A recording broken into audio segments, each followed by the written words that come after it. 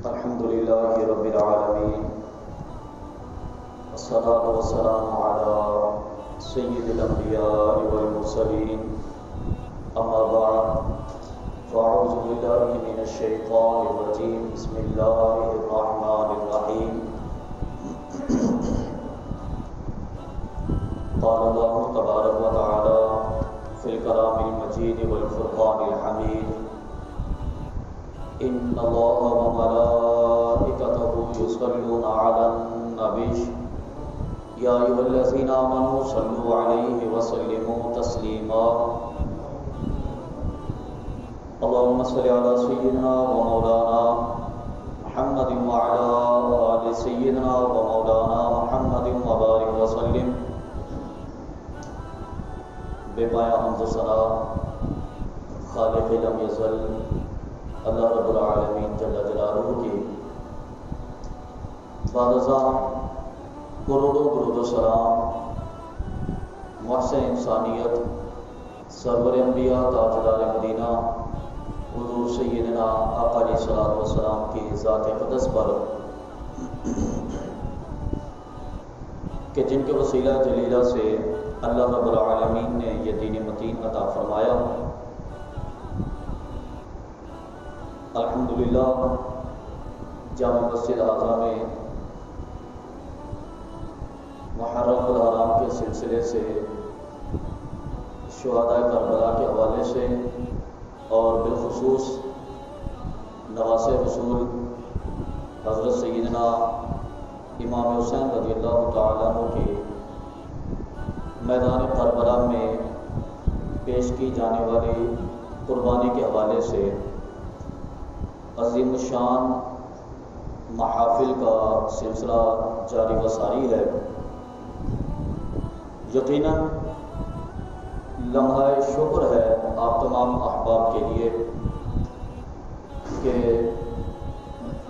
اللہ رب العالمین جل جلالہ نے آپ کو دین کا درد رکھنے والے، دین کو سمجھنے والے، دین کی خدمت اور دین کی آبیاری کے جذبے سے سرشار علماء کرام کی قیادت عطا فرمائی ہے. یقیناً محترم المقام حضرت علامہ مولانا قاری محمد شفقت اللہ صاحب سیالوی اپنے برادر اکبر حضرت علامہ مولانا قاری محمد ضیاء اللہ صاحب سیالوی کی معیت میں بہترین انداز میں قرآن پاک کی اور دین متین کی خدمت میں مصروف ہیں. آپ تمام احباب بھی اور آپ کی نسلیں بھی اس سے مستفیض ہو رہی ہیں. اللہ رب العالمین کی بارگاہ سے دعا ہے کہ اللہ تعالیٰ ہمارے محبوب ادارے القمر اسلامک فاؤنڈیشن، اس کے تمام معاونین، تمام منتظمین، اساتذہ کرام، طالبہ کرام، تمام پر اپنی رحمتوں کا نزول فرمائے. اور یہ جو محافل کا سلسلہ شہداء کربلا کے حوالے سے شروع بھی کیا گیا، آپ نے کافی سارے محافل اٹینڈ کی. اس کا ایک مقصد ہے، اس کی روح کو سمجھنے کے لیے آپ فقط اتنا سمجھ لیں کہ اگر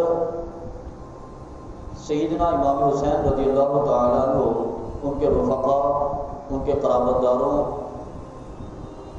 اور ان کے محبوب جانثاروں نے جو کربلا میں قربانی پیش کی، اگر اس قربانی کی روح آپ کے پاس موجود ہے، اس کا مقصد آپ کے پاس موجود ہے، تو یہ باعث مسرت ہے. اور اگر ایسا نہیں ہے تو لمحہ فکریہ ہے.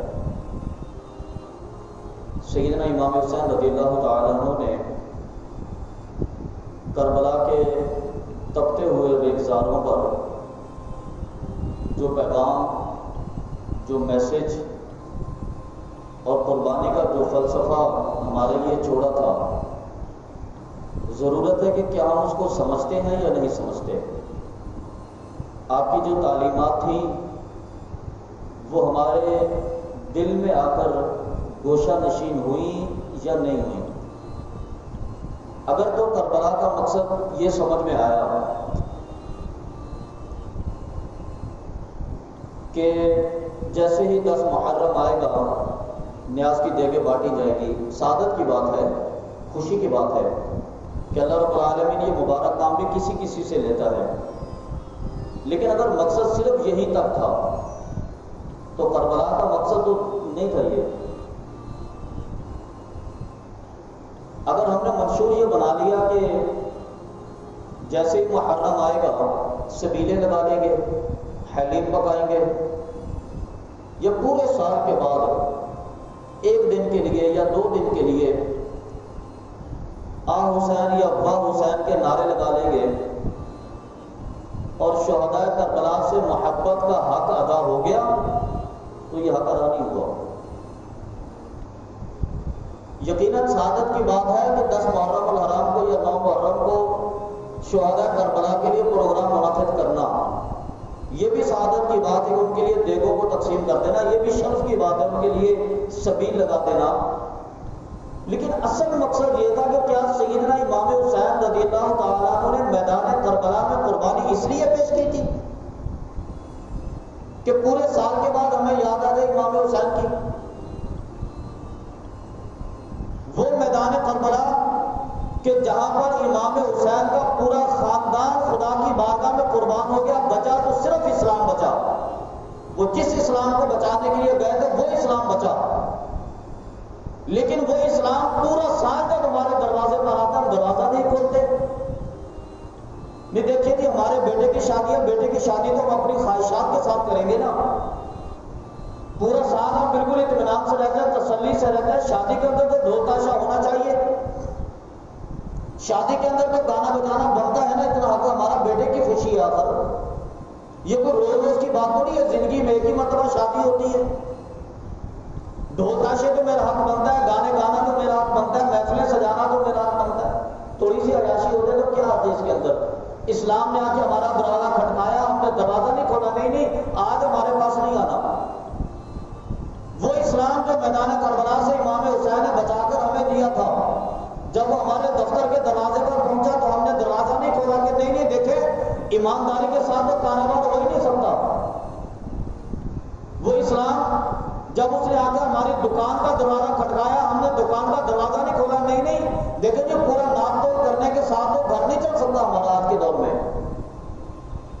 وہ اسلام جب ہم سے مخاطب ہوا، ہم نے کہا دیکھیں جی بغیر ملاوٹ کیے ہمارا تو کاروبار ہی نہیں چلتا، دودھ میں پانی نہیں ڈالیں گے ہمارا کام کیسے چلے گا، چینی کے اندر مکسنگ نہیں کریں گے ہمارا کاروبار کیسے چلے گا، کریانے کے آئٹم کے اندر ملاوٹ نہیں کریں گے ہمارا کام کیسے چلے گا۔ جب بچے چھوٹے چھوٹے پڑھتے نہیں ہیں، اسکولوں کی بڑی فیسیں ہیں جی، بچے ہمارے چھوٹے چھوٹے ہیں، بعض زمانے کے بہت سارے اخراجات ہیں، کیسے چلائیں گے اس کا؟ نہیں جی ہم ملاوٹ بھی کریں گے۔ اسلام کو میری دکان پہ نہیں آنا چاہیے، اسلام کو میرے دفتر کے دروازے پہ نہیں آنا چاہیے، اسلام کو میرے گھر کا دروازہ بھی نہیں کھٹکانا چاہیے، اسلام کو میرے بیٹے کی شادی میں بھی نہیں آنا چاہیے، اسلام کو میری بیٹی کی شادی میں بھی نہیں آنا چاہیے، کیونکہ اسلام یاد آئے گا ہمیں، لیکن آئے گا 10 محرم کو۔ اسلام تو آ جائے، اسلام حیران ہو کے پوچھتا ہے کہ بھائی میں کب آؤں تمہارے لیے؟ بیٹے کی شادی میں نہیں آ سکتا، بیٹی کی شادی میں نہیں آ سکتا، تمہارے گھر میں نہیں آ سکتا، دفتر میں نہیں آ سکتا، دکان پہ نہیں آ سکتا، محلے کی چوک پہ نہیں آ سکتا، تمہارے پاس محلے کی مجلس میں نہیں آ سکتا، میں کب آؤں تمہارے لیے؟ ہم کہتے ہیں سر تو 10 محرم کو آتے نا، پھر ہم تیرا ماتم بھی کر لیں گے، تیرا غم بھی منا لیں گے۔ تو کیا سیدنا امام حسین کی قربانی کا مقصد یہ تھا؟ اس فلسفہ قربانی کو سمجھیے۔ اگر اس قربانی کا فلسفہ آپ کے دل کے اندر موجود ہے تو لمحہ مسرت ہے، خوشی کی بات ہے۔ اگر وہ فلسفہ ہمارے پاس موجود نہیں ہے تو وہ فکر کی بات ہے۔ ہمیں اس قربانی سے سیکھا کیا؟ ہم نے اس قربانی کو جانچا کس انداز میں؟ اب سوال یہ پیدا ہوتا ہے کہ سیدنا امام حسین رضی اللہ تعالیٰ عنہ کو میدان کربلا میں جانے کی ضرورت ہی کیوں پیش آئی؟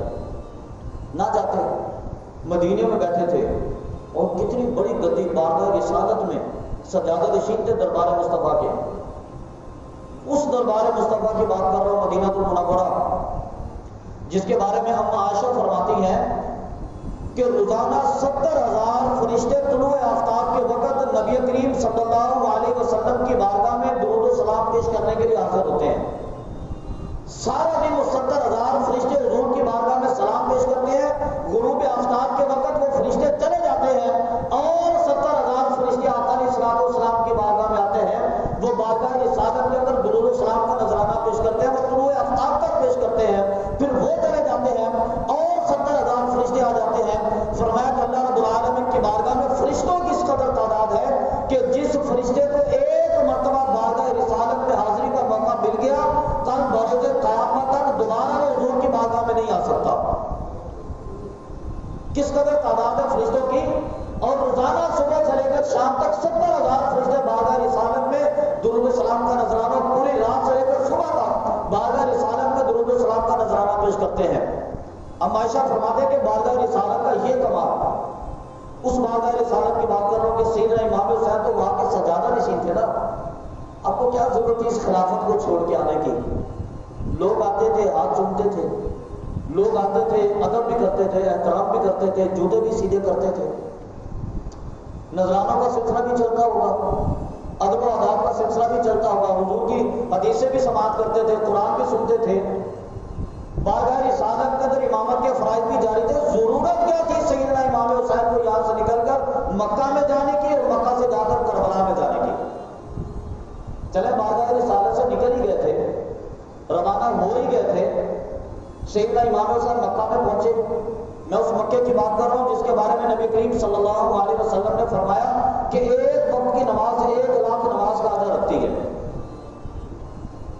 اس مکے کی بات, یہ اس مکے کی بات ہو رہی ہے کہ مطاف کے اندر اللہ رب العالمین کے ہاں انسان تو انسان, پرندوں کا یہ احترام ہے کہ کوئی پرندہ خانہ کعبہ کے اوپر سے اٹھ کے نہیں گزرتا. اگر نبی کریم صلی اللہ علیہ وسلم کے یہ جانشین وہاں پہنچ ہی گئے تھے, آقا علیہ الصلوۃ والسلام کے یہ محبوب نواسے وہاں پہنچ ہی گئے تھے, تو ضرورت کیا تھی مکے کو چھوڑ کر آگے جانے کی.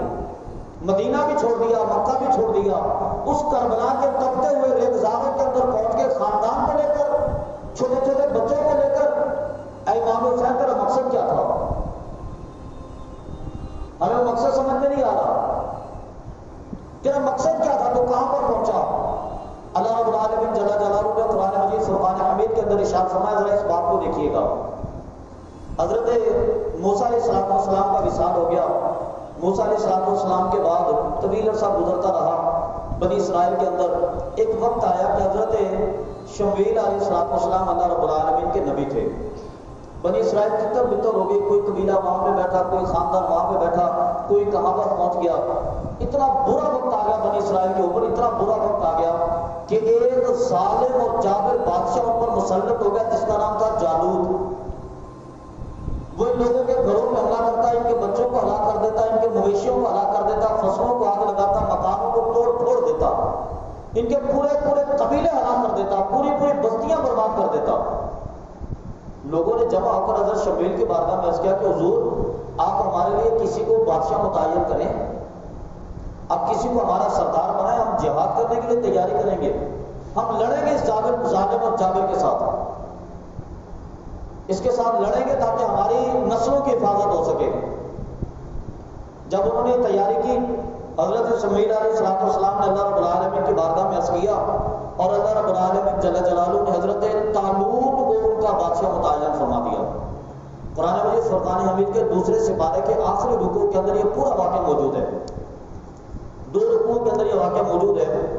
اللہ رب العالمین جل جلالہ نے ان کو ان کا بادشاہ متعین فرما دیا. اب بادشاہ بننے کے بعد اب ان لوگوں نے تیاری کی کہ ہم مقابلے کے لیے, جہاد کے لیے روانہ ہوں گے. البتہ میں قصہ مختصر عرض کرتا ہوں. یہ یہاں سے نکلے, راستے میں اللہ رب العالمین کی طرف سے آزمائشیں بھی آتی رہیں. جب یہ اس جالوت کے سامنے پہنچے, انہوں نے دیکھا کہ جم غفیر دور تک لشکر ہی لشکر اس کا, اور لشکر کے لوگوں نے بڑے قیمتی ہتھیار اٹھائے ہوئے, ان کے پاس بڑے بڑے طاقتور مضبوط گھوڑے, بڑے بڑے نیزے ان کے پاس, اور لمبے لمبے قد ان کے. جب طالوت اور اس کے لشکر نے لوگوں کو دیکھا تو لشکر کے لوگوں کے دلوں میں خوف پیدا ہو گیا. انہوں نے کہا بھائی ہم تو نہیں لڑیں گے ان کے ساتھ، ہمارا ان کے ساتھ کیا مقابلہ، ہماری تو تعداد ہی بہت تھوڑی سی ہے، ہم ان چند 100 افراد کے ساتھ کیا اتنا بڑے لشکر کا مقابلہ کریں، بھی ہم نہیں لڑ سکتے۔ تو ان کے بادشاہ طالوت نے کہا کہ تم لوگوں نے خود ڈیمانڈ کی تھی، تمہارا مطالبہ تھا کہ ہم جہاد کریں گے، جب اللہ رب العالمین نے جہاد فرض کر دیا اب تم بھاگ رہے ہو جہاد سے، اب جہاد تو کرنا ہوگا۔ جب انہوں نے دیکھا کہ جہاد اب ہم پر لازمی ہو چکا، اب اسے کوئی کنارہ نہیں ہو سکتا، قالوا ربنا افرغ علینا صبرا، انہوں نے پھر اللہ کی بارگاہ میں التجا کی کہ میرے مالک تو ہم پر صبر کو پلٹا دے۔ افرغ کہتے ہیں بطن کو الٹا کر دینا، یعنی کہ صبر کے پیالے کو ہم پر برسا دے، ہم پر صبر کی بارش کر دے، گویا کہ جتنا صبر اور استقامت تیری بارگاہ میں موجود ہے وہ ساری کی ساری ہمیں عطا فرما دے۔ ربنا افرغ علینا صبرا وثبت اقدامنا، ہمارے قدموں کو مضبوط کر دے، ہمارے دلوں میں خوف نہ رہے، ہم جب جہاد کے لیے نکلے تو ہمارے قدم نہ کانپیں، ہمارے ٹانگیں نہیں لرزیں، ہم مضبوط ہو کے جہاد کریں۔ وانصرنا علی القوم الکافرین، اور کافرین کی قوم پر پھر ہماری مدد فرما۔ اللہ رب العالمین نے ان کی دعاؤں کو قبول کیا، ان کو اللہ رب العالمین نے استقامت بھی دی، قوی الاعصاب بھی بنایا، استقامت کے ساتھ جنگ کرنے کے قابل بھی بنایا۔ اور پھر ایسا ہوا کہ انہی کے لشکر کے اندر حضرت داؤد علیہ السلام، اللہ رب العالمین کے مشہور نبی حضرت داؤد علیہ السلام عالم شباب تھا، آپ بھی موجود تھے۔ حضرت داؤد علیہ السلام نے ان کے بادشاہ جالوت کو قتل کر دیا۔ وَآتَاهُ اللَّهُ الْمُلْكَ وَالْحِكْمَةَ وَعَلَّمَهُ مِمَّا يَشَاءُ، اللہ رب العالمین آگے اسی کے بارے میں ذکر کیا کہ وَقَاتَلَ داؤد جالوت وَآتَاهُ اللَّهُ الْمُلْكَ وَالْحِكْمَةَ وَعَلَّمَهُ مِمَّا يَشَاءُ، کہ نوجوان داؤد نے جالوت کو قتل کر دیا، پھر اللہ رب العالمین نے اس کو حکمت بھی دی، بادشاہت بھی عطا فرمائی۔ یہ حضرت داؤد علیہ السلام آگے چل کر پھر اللہ رب العالمین کے نبی بھی بنے، اور حضرت سلیمان علیہ السلام پھر ان کے بیٹے تھے۔ اب جب انہوں نے جہاد کیا اور کامیابی حاصل کر لی، اس ظالم اور جابر بادشاہ کو حضرت داؤد علیہ السلام نے قتل کیا۔ اب میری بات ذرا غور سے سنیے گا، قتل کس نے کیا؟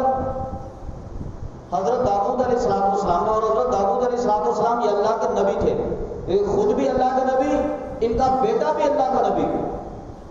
اللہ رب العالمین کے نبی نے جہاد میں حصہ لیا اور ظالم اور جابر بادشاہ کو قتل کر دیا۔ جب اس کو قتل کیا تو اللہ رب العالمین نے قرآن پاک میں ارشاد فرمایا کہ وَلَوْلَا دَفْعُ اللَّهِ النَّاسَ بَعْضَهُم بِبَعْضٍ لَفَسَدَتِ الْأَرْضُ، اگر اللہ تبارک و تعالیٰ ظالم کا پنجہ مروڑنے کے لیے اس کے مقابلے میں اپنے بندوں کو نہ کھڑا کرتا تو زمین کا سسٹم خراب ہو جاتا۔ لَفَسَدَتِ الْأَرْضُ، فرمایا کہ زمین کے اندر فساد قائم ہو جاتا، زمین کا نظام درم برم ہو جاتا، نظام کائنات کے اندر ہلاکتیں وارد ہو جاتی۔ اللہ رب العالمین نے اس نظام کائنات کو باقی رکھنے کے لیے یہ نظام پیدا کیا کہ جب کسی کا ظلم حد سے بڑھتا ہے پھر اللہ تبارک و تعالیٰ اپنے بندوں میں سے لا کے ان کے سامنے کھڑا کر دیتا ہے اور اپنے بندوں کے ذریعے ظالم کا پنجہ مروڑ دیتا ہے۔ یہ کسی زمانے میں اللہ تبارک و تعالیٰ فرعون کے سامنے موسیٰ کو کھڑا کرتا ہے، کسی زمانے میں اللہ تبارک و تعالیٰ نمرود کے سامنے ابراہیم کو کھڑا کرتا ہے، اور کسی زمانے میں پھر اللہ تبارک و تعالیٰ یزید کے سامنے حسین کو کھڑا کرتا ہے۔ نظام کائنات ہے اس کا نظام کائنات ہے۔ اگر ایسا نہ ہوتا، ظالم کو اجازت دے دی جاتی کہ تو جو کرنا چاہتا ہے کر لے، میں تو مدینے میں بیٹھوں گا، تو جو ظلم ڈھانا چاہتا ہے وہ ڈھالے، میں بارگاہ رسالت میں بیٹھا رہوں گا، تو جو ظلم ڈھانا چاہتا ہے ڈھالے، میں مکہ میں بیٹھا نمازیں ادا کرتا رہوں گا۔ فرمایا نہیں، لفسدت الارض، زمین کے اندر فساد قائم ہو جاتا، کائنات کا نظام خراب ہو جاتا، سسٹم درم برم ہو جاتا۔ اس نظام کو بچانے کے لیے ضروری تھا کہ جب تم دیکھو کہ ظالم اور جابر بادشاہ تم پر مسلط کر دیا گیا ہے، جب تم دیکھو کہ کسی کا ظلم حد سے بڑھ گیا ہے، تو پھر تمہیں اپنے بارگاہوں کو چھوڑنا ہوگا، اپنی گدیوں کو چھوڑنا ہوگا، اپنے محلات کو چھوڑنا ہوگا، اپنے شہروں کو چھوڑنا ہوگا، اپنے گھروں کو چھوڑنا ہوگا، اور کلمہ حق بلند کرنے کے لیے ظالم بادشاہ کے سامنے ڈٹ کے کھڑا ہونا ہوگا، تمہیں جانا ہوگا اس کے سامنے۔ اور ایک اور مقام پر اللہ رب العالمین نے فرمایا وَلَوْلَا دَفْعُ اللَّهِ النَّاسَ بَعْضَهُم بِبَعْضٍ لَهُدِّمَتْ صَوَامِعُ وَبِيَعٌ وَصَلَوَاتٌ وَمَسَاجِدُ يُذْكَرُ فِيهَا اسْمُ اللَّهِ كَثِيرًا۔ اللہ رب العالمین نے فرمایا کہ اگر اللہ تعالیٰ میں سے کچھ لوگوں کو نکال کر ظالم کے سامنے کھڑا نہ کرتا تو جانتے کیا ہوتا؟ لَهُدِّمَتْ صَوَامِعُ وَبِيَعٌ وَصَلَوَاتٌ وَمَسَاجِدُ يُذْكَرُ فِيهَا اسْمُ اللَّهِ كَثِيرًا. فرمایا کہ عیسائیوں کے عبادت خانے گر جاتے، یہودیوں کے عبادت خانے گر جاتے، راہبوں کے عبادت خانے گر جاتے، اور تمہاری یہ مسجدیں جہاں پر تم اللہ کا ذکر کرتے ہو، فرمایا کہ یہ بھی ویران ہو جاتی اگر تم ظالم کے سامنے کلمہ حق بلند کرنے نہ نکلتے، اگر ظالم کا پنجہ مروڑنے نہ نکلتے، اگر ظالم کے ظلم کو ختم کرنے کے لیے نہ نکلتے، تو تمہاری یہ مسجدیں جہاں پر تم اللہ کا ذکر کرتے ہو یہ بھی ویران ہو جاتی. کیونکہ جب ظالم کا ظلم بڑھ جائے اور اس کے سامنے کلمہ حق بلند نہ کیا جائے تو اللہ تبارک و تعالیٰ ان کے دلوں سے اپنی عبادت کا جذبہ نکال دیتا ہے، ان کو اپنے سامنے جھکنے کی طاقت نہیں دیتا، کیونکہ وہ اغیار کے سامنے جھکتے ہیں، وہ ظالم کے سامنے جھکتے ہیں، وہ بدماشوں کے سامنے جھکتے ہیں، وہ فسادیوں کے سامنے جھکتے ہیں. جو ان کے سامنے جھکتا ہے وہ اللہ کی بارگاہ میں کیسے جھک سکتا ہے؟ فرمایا کہ لَهُدِّمَتْ صَوَامِعُ وَبِيَعٌ وَصَلَوَاتٌ وَمَسَاجِدُ يُذْكَرُ فِيهَا اسْمُ اللَّهِ كَثِيرًا. تم میں سے کثیر لوگ جو یہاں پر بیٹھ کر اللہ کا ذکر کرتے ہو تو یہ ذکر کا سلسلہ ختم ہو جاتا، اللہ اس نظام کو ختم کر دیتا، مسجدیں ویران ہو جاتی. یہ مسئلہ تھا سارا. ہمارے ہاں ایک ہی بات ہوتی ہے کہ دیکھیں جی یزید شراب پیتا تھا، فاحش آدمی تھا، زانی تھا، شرابی تھا، وہ یہ کرتا تھا، ساری چیزیں اپنی جگہ پر ٹھیک ہے. زانی کے ساتھ جہاد ہونا چاہیے، شرابی کے ساتھ جہاد ہونا چاہیے، کیوں نہ ہو. حضرت ابوبکر صدیق رضی اللہ تعالیٰ عنہ خلافت سنبھالنے کے بعد فرماتے ہیں کہ خدا کی قسم جو نبی کریم صلی اللہ علیہ وسلم کے زمانے میں ایک رسی بھی زکات کی مد میں دیتا تھا، اگر آج اس نے انکار کیا تو ابوبکر اس کے ساتھ جہاد کرے گا. جہاد ہونا چاہیے شرابی کے ساتھ، جہاد ہونا چاہیے زانی کے ساتھ، فسادی کے ساتھ جہاد ہونا چاہیے. لیکن اصل بات یہ تھی کہ سیدنا امام حسین رضی اللہ تعالیٰ عنہ نے میدان کربلا میں اپنے پورے خاندان کو قربان کروا کے تمہیں یہ درس دیا کہ جب رسول اللہ کے دین کی بات آ جائے تو پھر تمہیں قربانی کے لیے نکلنا ہوگا. نظام مصطفیٰ کی بات آ جائے تو تمہیں قربانی کے لیے نکلنا ہوگا. آقا علیہ الصلوۃ والسلام کے دین کو بچانے کی بات آ جائے تو تمہیں اپنے خاندان کو بھی لے کر نکلنا ہوگا. پورا خاندان تمہارا قربان ہو جائے، پوری نسل تمہاری قربان ہو جائے تو فکر کی بات نہیں ہے. باقی رہے تو رسول اللہ کا دین رہے، رسول اللہ کے دین کو باقی رکھنا ہے. فرمایا کہ یہی تو کمال ہے. میں جو عرض کر رہا تھا کہ اللہ رب العالمین نے فرمایا کہ وَقَتَلَ داؤد جالوتا، کہ حضرت داؤد علیہ السلام نے اس کو قتل کر دیا. اب سوال یہ پیدا ہوتا ہے کہ آج کے دور میں لوگ کہتے ہیں نا دیکھیے جی اللہ رب العالمین کے انبیاء کا جہاد کے ساتھ کیا تعلق تھا، وہ تو اللہ کا دین لے کر آئے تھے. آتے مسجد میں بیٹھتے، جو قرآن نازل ہوا تھا وہ بتا دیتے، جو حدیث اللہ کے حکم سے آئی تھی وہ بتا دیتے. صحابہ کرام کو کیا ضرورت تھی جہاد کے اندر حصہ لینے کی؟ یہ علماء کرام کو کیا ضرورت ہے نظام مصطفیٰ کی بات کرنے کی، جہاد کی بات کرنے کی؟ بھی آپ کا کام ہے ممبر پر بیٹھے درس دیں اور گھر چلے جائیں. آپ کا کام ہے بچے آ جائیں، بچوں کو قرآن پاک کی تعلیم دے، درس حدیث دے، آپ گھر میں چلے جائیں. آپ کو کیا حاجت پیش آ گئی کہ آپ جہاد کی بات کرتے ہیں؟ آپ کو کیا حاجت پیش آ گئی؟ علماء کا سیاست کے ساتھ کیا تعلق؟ آپ نظام مصطفیٰ کی بات کرتے ہیں، آپ کہتے ہیں کہ پاکستان کے اندر آئین ہوگا تو رسول اللہ کے دین کا ہوگا. آپ کو کیا حاجت پیش آ گئی؟ تو میں آپ سے عرض کروں کہ یہ علماء کا ہی تو کام ہے. علماء کا یہی کام ہے کہ وہ ملک کے اندر نظام مصطفیٰ نافذ کرنے میں کوشش کریں. وگرنہ سیدنا ابوبکر صدیق رضی اللہ تعالیٰ عنہ کو کیا حاجت تھی، اور فاروق اعظم کو کیا ضرورت تھی، عثمان غنی کو کیا ضرورت تھی، مولا کائنات کو کیا ضرورت تھی؟ آپ نے کیا معاملات کی؟ اور نبی کریم صلی اللہ علیہ وسلم کا پارلیمنٹ ہاؤس، آقا علیہ الصلوۃ والسلام کا ایوان حکومت تو مسجد تھی، فیصلے تو مسجد میں ہوتے تھے. ایک بہت بڑا بادشاہ گرفتار ہو کے اپنے اس میں پہنچا، دارالحکومت اسلام کا، دارالاسلام کے اندر پہنچا. آتا ہے وہ پوچھتا ہے کہ تمہارے امیر کون ہے؟ بتایا کہ عمر فاروق ہے. کہاں کہ بھی مسجد کے اندر. وہ آیا مسجد کے اندر، اس نے دیکھا ایک بوڑھا سا آدمی ایک سائڈ پر لیٹا ہوا زمین کے اوپر، پرانا سا لباس ہے اس کا، پہمد لگے ہوئے، ٹانکے لگے ہوئے، وہ زمین پہ لیٹا ہوا ہے اور سو رہا ہے، پسینہ پسینہ جسم کے اوپر. اس نے کہا اچھا نہیں یہ تو کوئی اور ہوگا. دوبارہ نکل گیا, بھائی تمہارے امیر المومنین کہاں ہے؟ وہ مسجد کے اندر ہے. نہیں مسجد میں تو نہیں ہے. لوگوں نے کہا ہم نے خود ان کو مسجد میں جاتے دیکھا. اس نے کہا مسجد میں ایک بوڑھا سا آدمی ہے جس کا پرانا سا لباس ہے, جس کے جسم لباس پر ٹانکے لگے ہوئے ہیں, وہ زمین پر لیٹا ہوا ہے, پسینہ پسینہ ہے اس کا بدن, زمین اس کے پسینے سے گیلی ہو گئی. تب وہی تو ہے امیر المومنین. وہ حیران ہو گیا کہ جو 22 لاکھ مربع میل پر حکومت کرنے والا امیر المومنین ٹانکوں والا لباس پہن کر مسجد کی زمین پر لیٹا ہوا ہے اور اس کے پسینے سے زمین گیلی ہوگی, یہ امیر المومنین. ہاں یہی ہے ہمارے بادشاہ. اس نے سمجھ لیا کہ اسلام کو طاقت تو پھر ایسے ملی ہے نا. سیدنا فاروق اعظم رضی اللہ تعالیٰ عنہ جب بیت المقدس فتح ہوا, بیت المقدس کے فتح کرنے کے بعد جب واپس تشریف لائے, راستے میں ایک چٹیل میدان, دور دور تک کسی بندے بشر کا نشان نہیں تھا. آپ اپنے غلام کے ساتھ آئے اور ایک درخت لگا ہوا تھا پرانا سا, آپ اس درخت کے نیچے بیٹھ گئے اور بیٹھ کر آپ زاروں قطار رونے لگے. آپ کے غلام نے کہا کہ حضرت خیریت کیا ہوا, رونے کی کیا وجہ ہے؟ فاروق اعظم فرماتے ہیں کہ یار مجھے وہ زمانہ یاد آ گیا, ایسے ہی صحرا تھا, ایسے ہی میدان تھا خالی, جس کے اندر میرے والد نے 6 اونٹ مجھے دیے تھے اور کہا تھا کہ عمر اسے ایک لائن کے اندر کھڑے کرو, ایک قطار میں کھڑے کرو.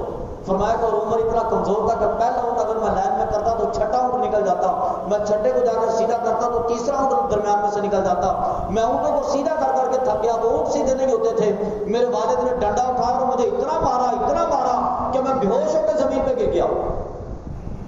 اور فرمایا کہ آج وہ عمر ہے, 22 لاکھ مربع میل پر اس کی حکومت ہے, اور اگر دریا کے کنارے پر کتا بھی پیاس کے مارے ہلاک ہو جائے تو عمر خدا کو جواب دینے کے لیے تیار ہے.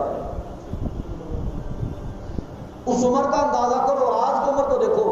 غلام حیران ہو گیا کہ حضرت یہ اتنی بڑی تبدیلی, اتنی بڑی تبدیلی. آپ نے فرمایا ہاں ان اللہ یرفع بہذا الکتاب اقواما ویضع به قوما آخرین. آپ نے فرمایا کہ خدا کی قسم جو اللہ کے حبیب نے قرآن میں عطا کیا ہے, یہ قرآن انسان کو عروج بھی عطا فرماتا ہے, اور یہ قرآن اگر چھوڑ دے تو انسان کو زوال بھی آ جاتا ہے. فرمایا کہ ہمارا کمال تو یہ ہے, مگر نہ عمر کے اندر یہ کمال, عمر تو 6 اونٹ لائن میں نہیں کھڑا کر سکتا تھا. آج اگر ہم نے قرآن کا دامن مضبوطی سے تھام لیا, اللہ رب العالمین نے مجھے اتنا بڑا بادشاہ بنا دیا, اور اگر قرآن نہیں تھا تو کچھ نہیں تھا. یہی قرآن کا نظام بچانے کے لیے امام حسین میدان کربلا میں گئے تھے. اسی نظام کا مسئلہ تھا. وہ شرابی والی بات بھی ٹھیک ہے, وہ زانی والی بات بھی ٹھیک ہے, لیکن اصل مسئلہ یہ تھا. امام حسین نے فرمایا کہ اگر آج ہم نے اس نظام کو چھوڑ دیا, وہ نظام مصطفیٰ جس کو نافذ کرنے کے لیے میرے نانا نے قربانیاں دی ہیں, میرے نانا کی 23 سالہ قربانیاں, آقا علیہ الصلوۃ والسلام کا وہ زمانہ کہ جب آقا علیہ الصلوۃ والسلام مطاف کے اندر ہوتے تھے, آقا علیہ الصلوۃ والسلام کے گلے میں چادر ڈال کے حضور کو گھسیٹا جاتا, نبی کریم صلی اللہ علیہ وسلم کی وہ کیفیت, آپ سجدہ کرتے, آپ کی پیٹھ پر اونٹ کی اجڑی رکھ دی جاتی, آقا علیہ الصلوۃ والسلام تہجد کی نماز کے لیے گھر سے روانہ ہوتے, آقا علیہ الصلوۃ والسلام کے راستے میں کھڈے مار دیے جاتے, آقا علیہ الصلوۃ والسلام نماز کے لیے نکلتے, کانٹوں والی جھاڑیاں حضور کے راستے میں پھینکی جاتی. فرمایا کہ میرے نانا نے اس دین کو نافذ کرنے کے لیے, اس دین کو لانے کے لیے اتنی قربانیاں پیش کی, پھر اس کے بعد آج وہ دین لوگوں کے ہاتھوں سے ایسے برباد ہو جائے, آج اس دین کو ایسے چھوڑ دیا جائے. فرمانے کہ میرے نانا کی 23 سالہ محنت ہے, اس کے بعد حضرت ابوبکر صدیق کی محنت ہے, فاروق اعظم کی محنت ہے, عثمان غنی کی محنت ہے, مولا کائنات کی محنت ہے, میرے بڑے بھائی امام حسن کی محنت ہے, انہوں نے اس دین کو بچا کے رکھا تھا. اور آج میں بارگاہ رسالت میں اپنی گدی کو بچانے کے لیے بیٹھا ہوں اور لوگوں کو یہ درس دیتا رہا ہوں کہ دیکھیں بھی بادشاہ ہمارا کام نہیں ہے, یہ سلطنت ہمارے کام نہیں ہے, ہم تو یہاں پر بیٹھے ہیں ڈوگری والے فقیر ہیں, ہمارا کام تو یہ ہے کہ ہم لوگوں کو اللہ اور اس کے رسول کا دین بتائیں. اللہ اور اس کے رسول کا دین ٹاٹ پہ بیٹھ کے نہیں ملتا, اللہ اور اس کے رسول کا دین بھی حکومت پہ بیٹھ کے ملتا ہے. اس کا ایک بہترین فلسفہ یہ بھی اندازہ فرمایا قرآن مجید میں, اللہ رب العالمین نے فرمایا اقیموا الصلاۃ. میں آخری بات ذکر کر رہا ہوں, آخری بات بالکل. اللہ رب العالمین نے کیا ذکر کیا قرآن پاک میں؟ اقیموا الصلاۃ, نماز ادا کرو.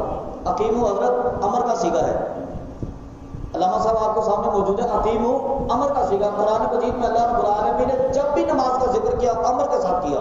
فرمایا نماز قائم کرو, حکم دیا اللہ رب العالمین نے.